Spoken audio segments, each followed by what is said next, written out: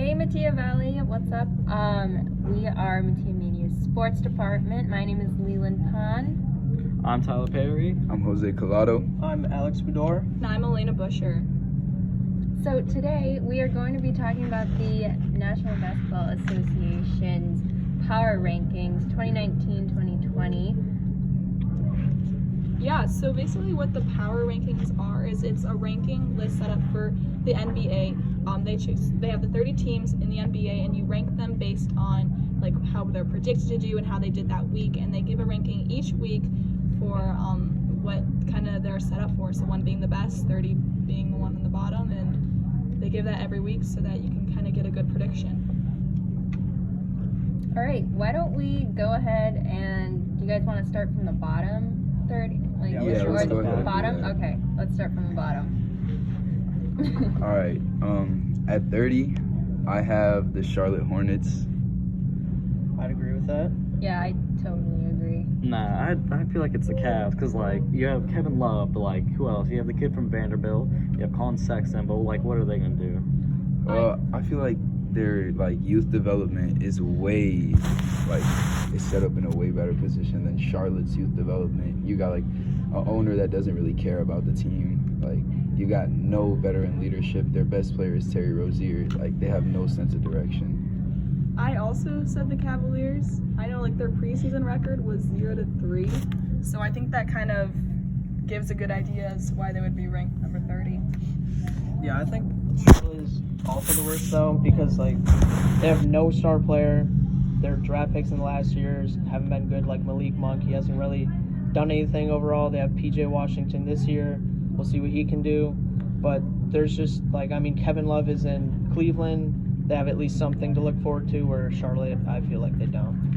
Right. Well, for number 29, you said you put that down because of PJ Washington. That's part of the reason why I put them as number 29 instead of number 30, just because I think he gives some good hope for the team. Yeah. No, I'd still put Cleveland above Charlotte. They just have, as I said, better youth development, better chances of succeeding in the future. Yeah, they have this year they drafted Darius Garland and Dylan Windler, who are two good players that might amount to something. So yeah. But it's not really it's not going to be a team that's going to. It's not a it doesn't. contender. Yeah, neither of them are. Right. They're both going to be bad, so they're kind of interchangeable. At 28, NBA.com has the Grizzlies. I think that's super low, especially when they have teams like the Suns and the Knicks above them. I think the Grizzlies have a great young point guard in Ja Morant. They have an amazing power forward in Jaren Jackson Jr. So, I don't know. And you also have the backup point guard with Grayson Allen. I had them at 28. I thought that was a good ranking. Just the teams above them have a little bit more, but there's stuff to look forward to. Like Jose said, Ja Morant. They also had the Summer League MVP, Brandon Clark. He's a good player. There's just it's a young team, and there's also a lot of veterans that got traded to them. Jonas Valanciunas, Jay Crowder, Andre Iguodala, who all might get traded, and that might take away the veteran presence and just. I think they're still going to lose a lot of games regardless. Yeah, because I feel like a lot of people rely on Ja Morant for their hopes, but he's a rookie. He's not going to carry the entire team. Yeah. I think they have the Suns next. I would put the Suns below the Grizzlies just because they still have really no truly star point guard.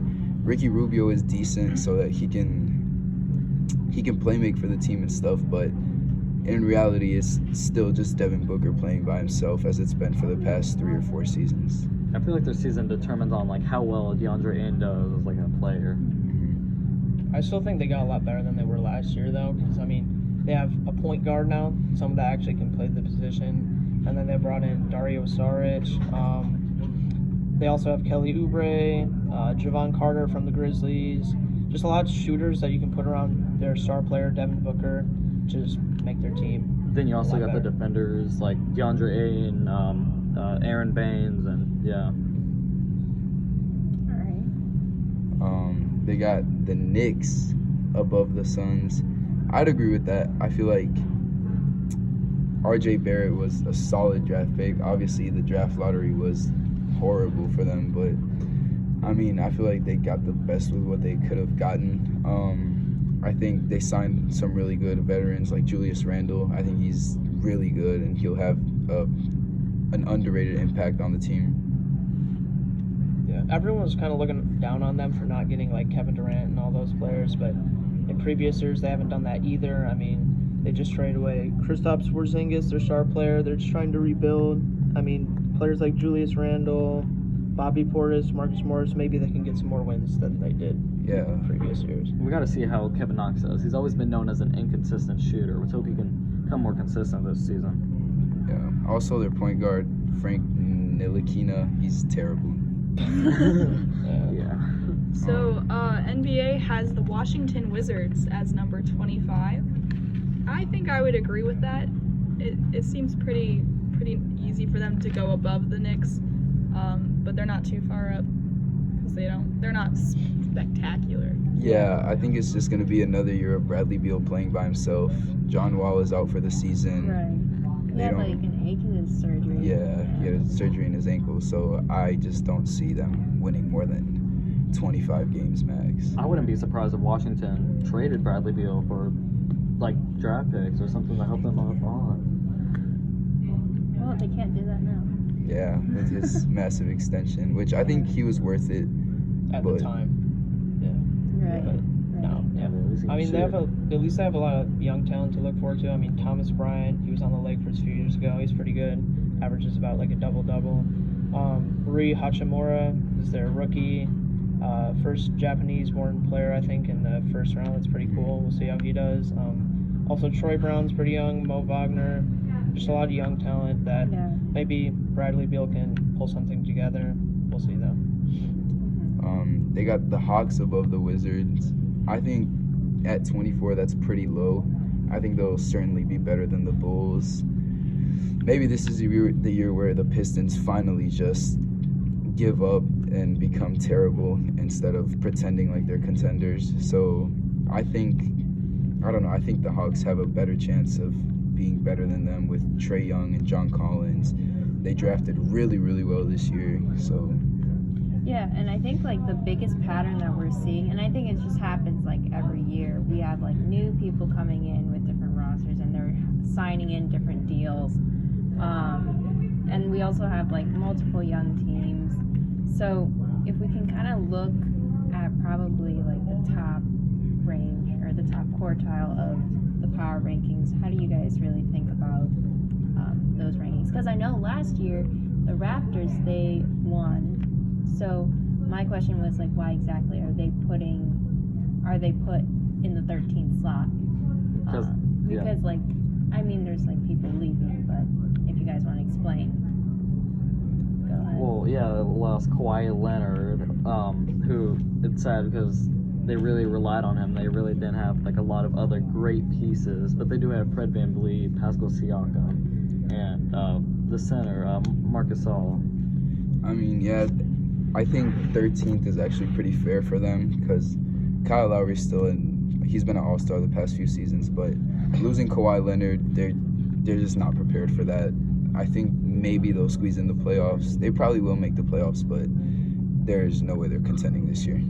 I mean, last year without Kawhi Leonard, they were like 18-5 or something like that. They played really well as a team, so maybe they can carry that throughout the entire season, but without having Kawhi Leonard to back them up, that's going to be hard. Yeah, exactly. I feel like a lot of that play was influenced by like, oh, look at how well we're playing, and we still got Kawhi who's not playing. So now that they don't have that to fall back on, they might not be as successful. Well, it's like the Pacers last year when they lost Victor Oladipo the first time for a couple weeks. They did pretty good without they were him. balling. But as soon as like he was gone for long term, then that's when they really declined. Playoffs, you need a star player. Yeah. Another team that made a big move, they're placed at 11, the Celtics. Yes. Yeah. Kyrie left. He signed with Brooklyn. They replaced him with Kemba Walker, which it's a downgrade, no question, but they're kind of similar level players, you can say. So Yeah, but when you lose Terry Rozier like that, that's kind of sad because I thought I liked him. Okay, the biggest loss for them, for me personally, is Al Horford. of He's course, probably a top 5 defending power forward in the league, maybe top 3, maybe even first. I don't know. but losing that defensive scheme that Brad Stevens has, he found ways like to hide people previously, like Isaiah Thomas and all those players like back a few years ago.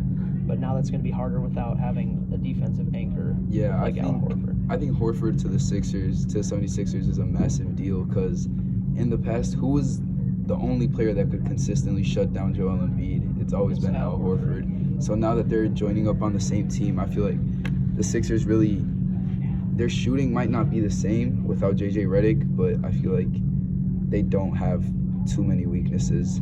Wait, but Alex, you're saying that Al Horford was a bigger loss than Kyrie Irving? Because I know you picked up Kemba Walker, but I'd rather have Kyrie Irving on any team than Kemba Walker. I agree.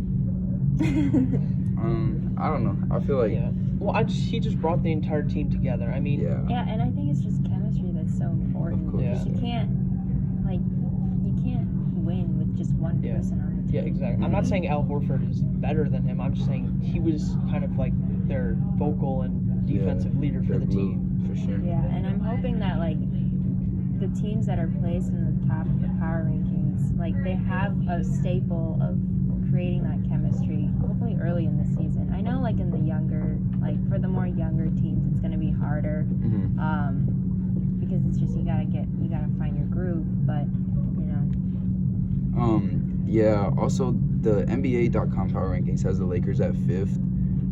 I would say that's fair, especially considering how LeBron James is starting to age. And although he hasn't really shown it, what 35-year-old player do you know that has made like Exactly. such a large impact on a team? Anthony Davis gets injured every other day, so I don't know. It'll be interesting to see. Yeah, I mean, I don't know. It's his 17th year. It's It's insane. Yeah, you'd think he'd have to decline at some point, but Yeah. I don't know. Well, I feel like they based the Lakers at 5, not on LeBron James aging, but like what you said, Anthony Davis's injuries and the loss of their key players like Lonzo, Josh Hart, and Brandon Ingram. Yeah, of course. I think Brandon Ingram had a really good chance at, or he still has a really good chance at developing, especially in New Orleans where they're super centered around their youth. Zion Williamson is out for a few weeks. He's 8 weeks. Yeah, that's going to be a hard loss, definitely. But I feel like Lonzo can really grow into a great point guard, especially behind Drew Holiday, who's so good on both ends. Well, I feel like Brandon Ingram's success is going to be based off of how long Zion is out and how much he plays. Yeah. Moving up to top 2, Clippers and the Bucks.